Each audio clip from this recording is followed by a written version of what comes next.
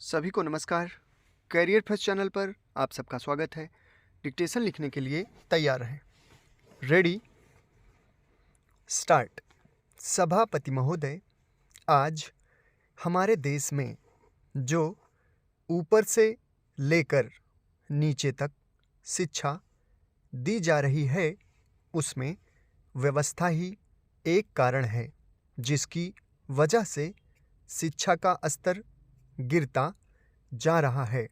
मेरा अपना विचार है कि जो शिक्षा प्रणाली है और जिस रूप में शिक्षा दी जा रही है, वही अनुशासनहीनता का भी कारण है।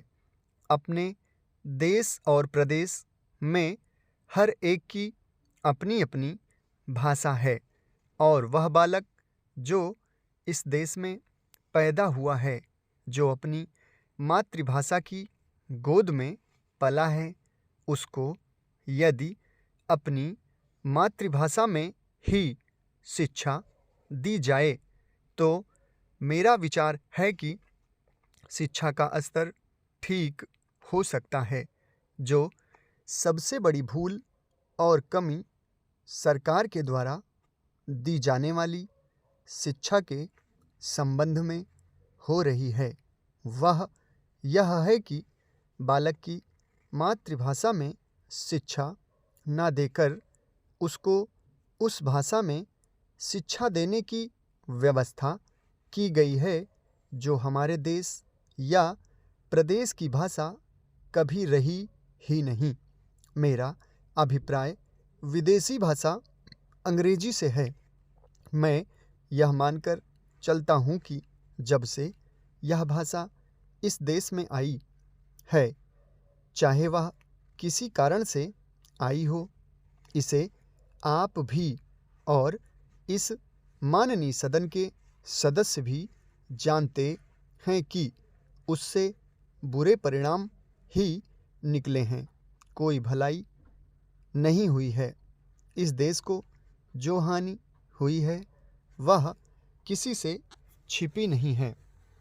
हम देख रहे हैं कि हमारे यहाँ जितना फैशन बढ़ रहा है और जितनी वेशभूषा बिगड़ रही है, वह सब अंग्रेजी भाषा के ही कारण है।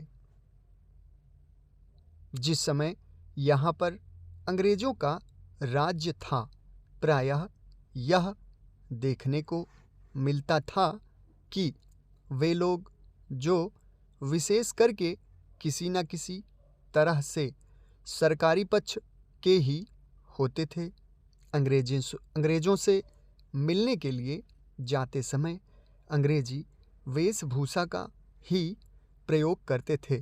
परंतु यह इस प्रदेश और इस देश का दुर्भाग्य है कि अंग्रेजों का राज्य समाप्त हो जाने के बाद भी लोग उनकी वेशभूषा को पहनते चले जा रहे हैं। इससे जो प्रभाव हमारे देश के फैशन पर पड़ा, उससे लाभ के बजाय हानि ही हुई है और हो भी रही है।